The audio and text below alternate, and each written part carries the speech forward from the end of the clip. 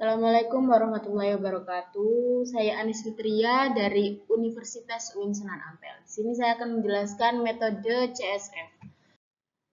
Konsep CSF yaitu Critical Success Factors atau faktor kritis keberhasilan dalam rencana strategis adalah elemen-elemen kunci yang harus diidentifikasikan dan dikelola dengan baik untuk mencapai tujuan organisasi. Berikut penjelasan singkat tentang CSF dalam konteks Renstra. Yang pertama ada definisi. CSF adalah area-area utama yang harus berjalan dengan baik agar strategi organisasi berhasil. Adapun fungsinya adalah membantu organisasi fokus pada hal-hal yang paling penting untuk mencapai visi dan misinya. Karakteristik terbatas jumlahnya.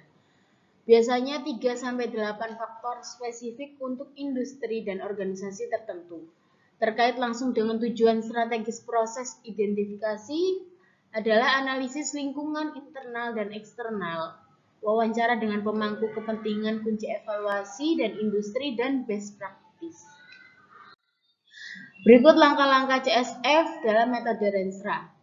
Yang pertama adalah analisis lingkungan, meliputi lakukan analisis SWOT, strengths, weaknesses, opportunities, dan threats. Yang kedua, kaji faktor internal dan eksternal yang mempengaruhi organisasi. Selanjutnya adalah tentukan tujuan strategis. Yang pertama, rumuskan visi dan misi organisasi, dan yang kedua, tetapkan tujuan jangka panjang dan pendek. Selanjutnya, identifikasi CSF potensial. Yang pertama, brainstorming dengan tim manajemen.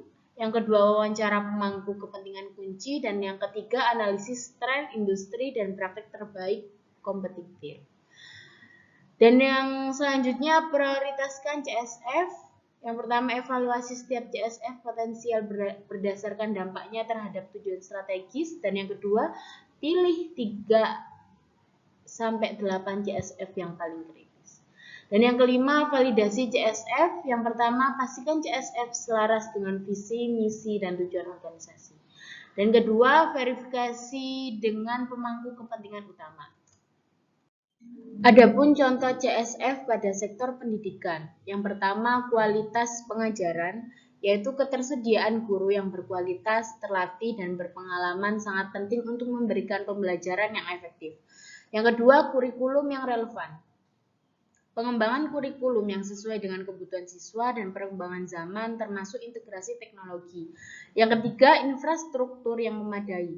Fasilitas fisik seperti ruang kelas, laboratorium, dan akses internet yang baik untuk mendukung proses belajar mengajar. Dan yang keempat, dukungan dari orang tua dan komunitas.